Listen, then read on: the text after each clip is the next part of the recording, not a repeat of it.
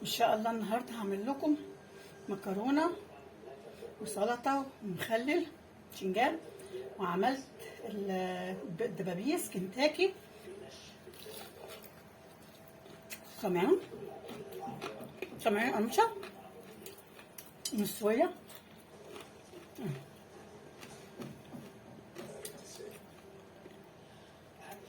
بس هعملها لكم بطريقه سهله وجميله قوي. قبل ما اقول لكم على الطريقه حطوا لي لايك وشير وفعلوا الجرس، ويلا بينا على الطريقه. شايفين المكرونه حلوه ازاي، وادي السلطه وادي البتنجان، ودوت عملت اهو الدبابيس دي كانت كبيره جدا ومستويه وزي الفل اهي، وما فيهاش اي حاجه.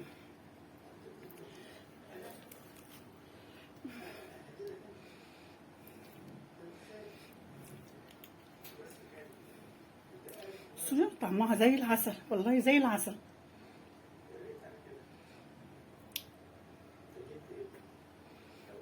الدنيا حر والواحد مش قادر ياكل اي حاجه، هي المكرونه بانيه، مكرونه وكنتاكي، مكرونه وصابع ستريبس،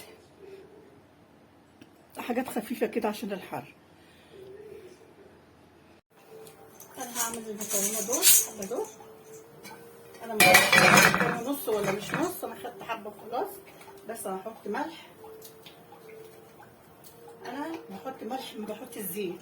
لما بحط الزيت الصلصه ما بتمسكش فيها، خليكم عارفين الحته دي قوي.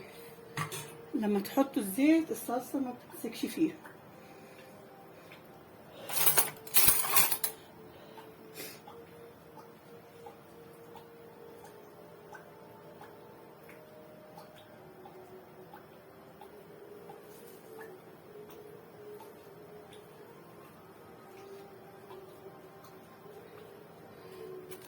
تقلبها بقى تقليبه كده، لازم اول ما تحطيها تقلبيها عشان ما تعجنش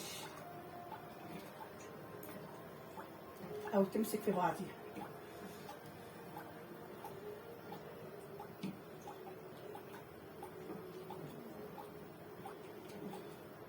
هسيبها بقى لما تستوي وبعدين نشوف. كده استوت اهي، اشيلها بقى، متحطهاش كتير على النار وخليها يعني شويه نص سوا. انا حاطه هنا بصلايه ايه دي بقى ايه تاخديها اللي انا هعملها. حط عليهم شويه ملح، التخديعه بتاعت صلصه المكرونه. يبقى حطينا بصلايه حلوه كده، وبعدين نحط زيت وشويه ملح قليلين عشان بتاع البصل.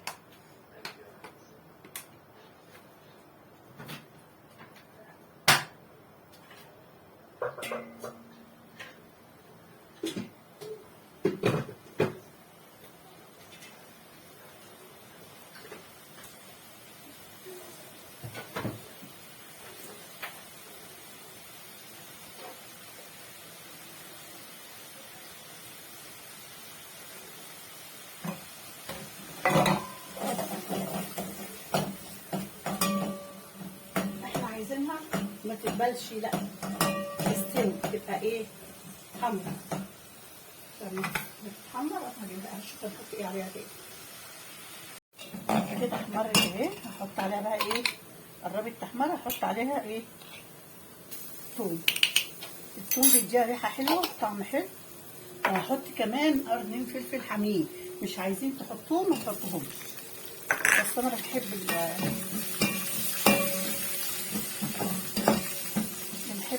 المكرونه تبقى شطشط. الله على الريحه. وهنا عامله بتنجان ابيض مسلوق، انا عملته قبل كده، جربوها هتلاقوا طعمه جميل جدا جدا. بتنجان ابيض مسلوق، الابيض اللي هو البنفسجي ده، طعمه جميل خرافة وخفيف. هنا خلاص اهي. نجيب بقى ايه الصلصة بتاعتنا.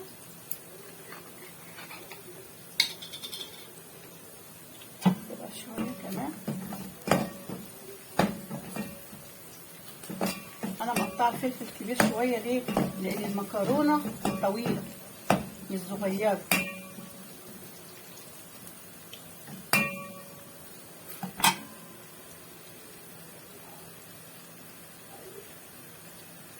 كده معلقه ومعلقتين صلصه.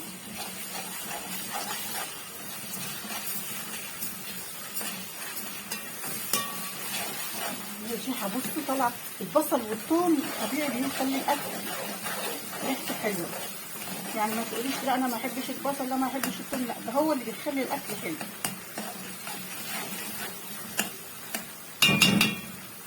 بعد كده نحط القوطه بتاعتنا اللي هتتسبك ونحط فيها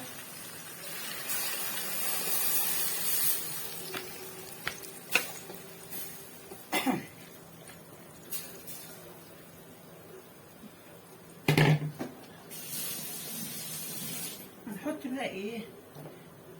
في ناس بيحطوا عليهم ورقه شوربه، لا انا ما بحطش شوربه. نحط الملح بتاعنا اهو،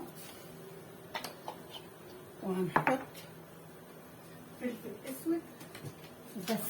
هو بس كده المكرونه يا جماعه، فلفل اسود وملح بس. انا هحط حاجه بسيطه بس انا مش هحطها دلوقتي، هحطها لما تتسبك القوطه. هحط معلقه سكر عشان الحموضه. هنسيبهم بقى ايه يتسبكوا وبعدين نشوف هنعمل ايه.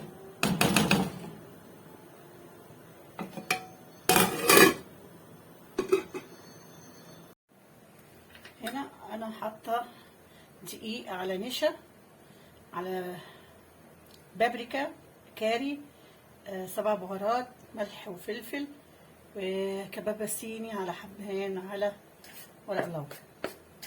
وهقلب دول كده. انا مش عامله كتير عشان ايه؟ لما الدقيق بيفيد وهركنه بيعفن فحرام، فانا عامله على قد بالظبط. وهنا انا جايبه ميه ساقعه، ايه ميه ساقعه. هجيب بقى الفراخ بتاعتنا اهي.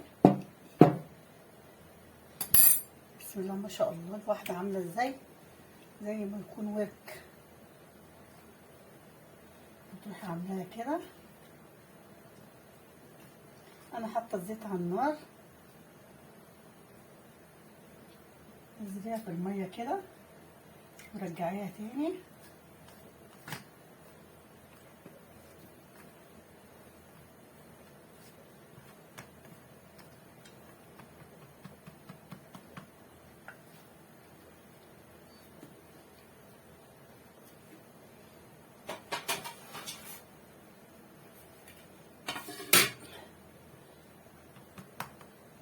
بسم الله ما شاء الله كده.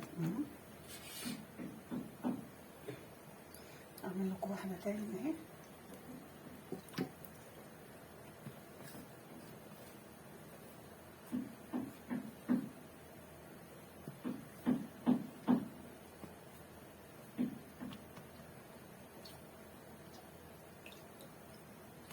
رجعها تاني.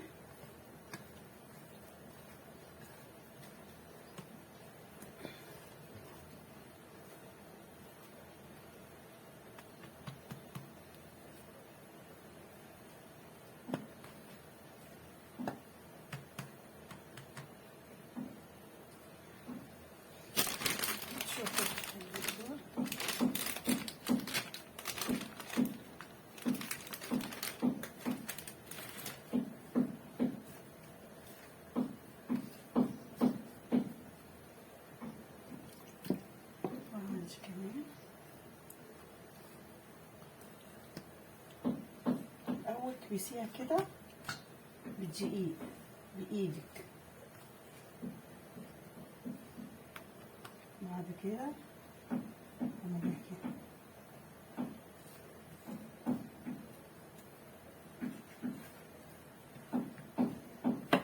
كأنك بتلعبي.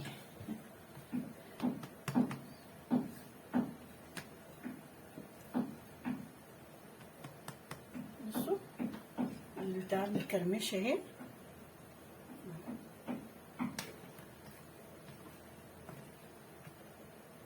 عايزه تحطيها في الميه تاني وترجعيها تاني اعملي، بس هي كفايه كده.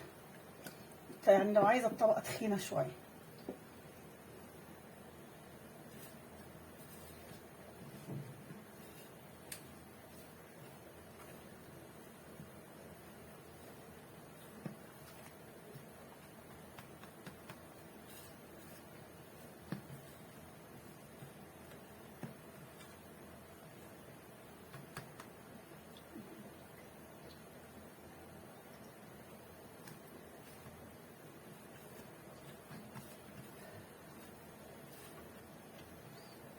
بسم الله ما شاء الله. شايفين الدبوس قد ايه؟ كنت انا جايبه فراخ كبيره عملت منها البانيه، فالراجل اداني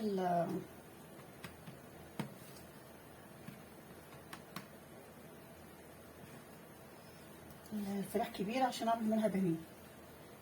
فلما الكبابيس تحس ان هي بسم الله ما شاء الله كبيره. كده خلصنا، هنروح عند الزيت بقى.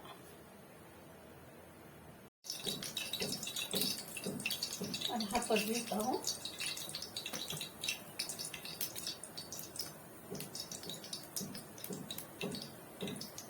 حطي زيت غزير.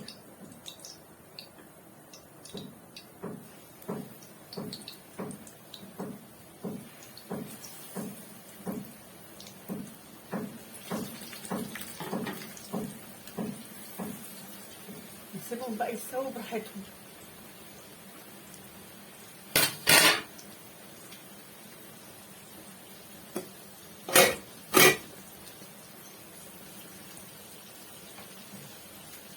ما تقلبهمش الا لما يحمروا.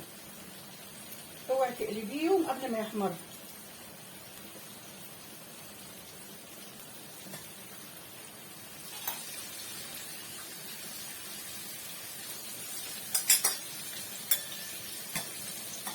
البتنجان اتعمل، هنقفل عليه نخليه في الميه زي ما هو. نشده بقى لما يستوي.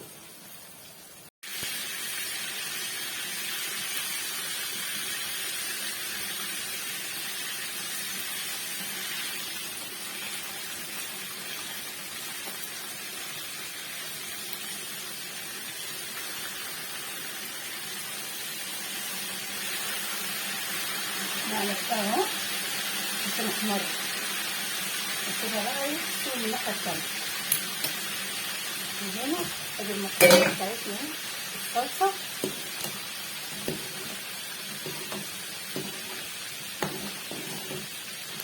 خليها كمان شويه. انا عايزه الصلصه تبقى تخينه قوي. طلعتهم اهو. بصوا احطهم بس كده وبعدين احطهم في الطبق واقدمهم لكم.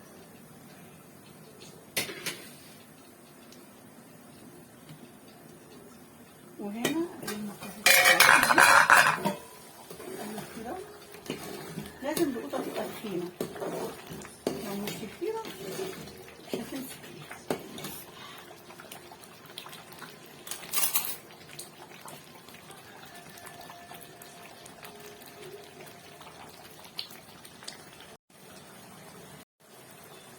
نحطها عليه. بسم الله الرحمن الرحيم.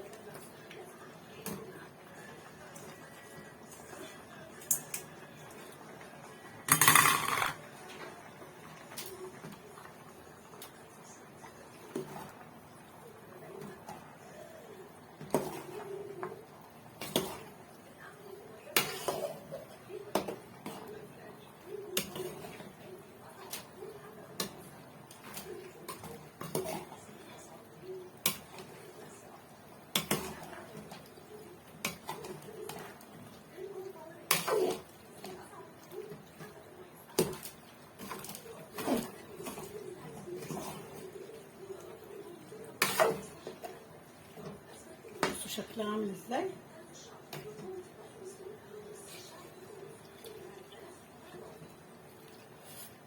طعمها زي العسل. انا حطيت عليها معلقه سكر يا جماعه، بس ما وريتها لكمش. معلقه سكر عشان الحموضه. كفايه كده، ما تحطهاش على النار كتير عشان ما تتهريش.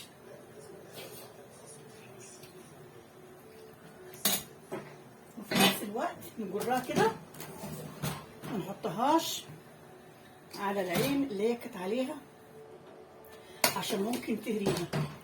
نحطها على مكان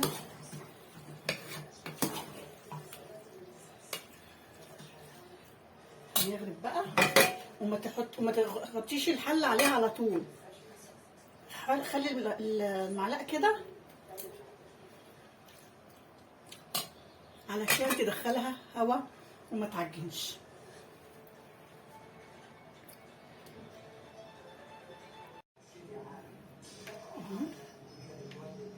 ده الكنتاكي بتاعنا، بصوا سامعين؟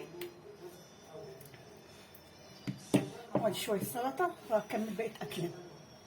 كده عملنا اكلنا اهو، سلطه وعامله بتنجان ومكرونه والبتاع اهي. بصوا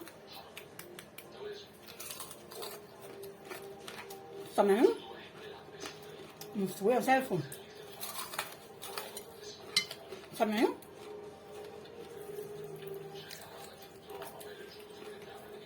بصوا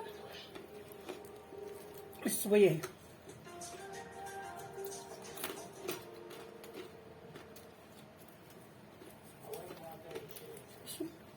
مستويه زي الفل.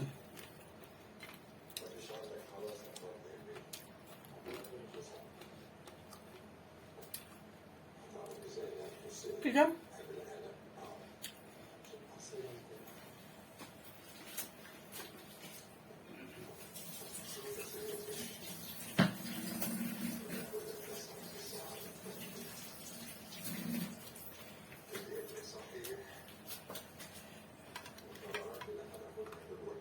والسلام عليكم ورحمة الله وبركاته.